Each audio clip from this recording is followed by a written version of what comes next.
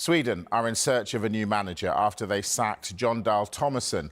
Our chief correspondent, Kaveh Solhekol, is with us. Now listen, they've got Isak, they've got Gyökeres, they've got great players. Why have they had such a terrible time in qualifying? Look, that's a really good question. It looks like they're going to miss out on qualifying for the World Cup next summer. They missed out on qualifying for the last Euros. They missed out on qualifying for the last World Cup as well. And today they have sacked their manager, Jon Dahl Tomasson. He was their first foreign manager, great Danish player. I think it was a little bit controversial when he got the Sweden job, and results in qualifying have been terrible. Even though, as you said, they've got players like Alexander Isak, Viktor Gyökeres up front last night, they still somehow managed to lose 1-0 at home to Kosovo. That has left them rock bottom in Group B with 1 point from 4 games. And the Swedish FA decided that they had to do something. And that meant sacking Tomasson. I think the first time they've ever sacked a manager, Sweden, and saying, look, we've still got a small chance of qualifying for the World Cup, but what we need to do is get a new manager before the next international break next month. And if you look at that table, you're thinking, how are they going to qualify for the World Cup? Well, look, that's exactly what I was thinking. Well, if they win their next 2 games next month, their remaining 2 games against Switzerland and Slovenia, potentially they could get 7 points, which would get them that playoff place. But they also have a safety net because they did so well in the UEFA Nations League. At the moment, it looks like they would get a place in the playoffs anyway, because UEFA have said the teams that played really well, finished top of their groups in the Nations League, will get a place, 4 of them, in the qualifying playoffs as well. So Sweden still have a chance. And the FA have decided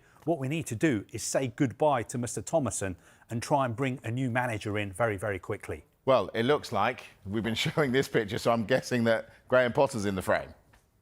Well, Graham Potter has been quoted today in the Swedish media. Remember, he's been out of work for only a month. He was sacked by West Ham. He has told Swedish media, I'm open to anything where I feel I can help. It's a fantastic job. I have feelings for Sweden. I love the country and I love Swedish football.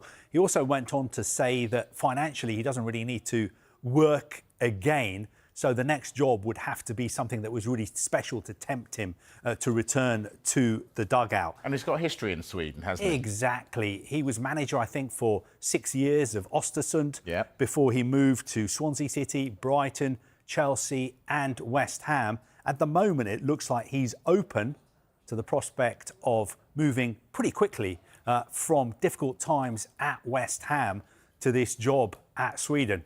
For what it's worth, I think the Sweden job at the moment is even more difficult than the West Ham job he had. But he needs to get his reputation back, doesn't he? He needs to have a success at the next club he's at, surely. Well, it depends what he wants to do.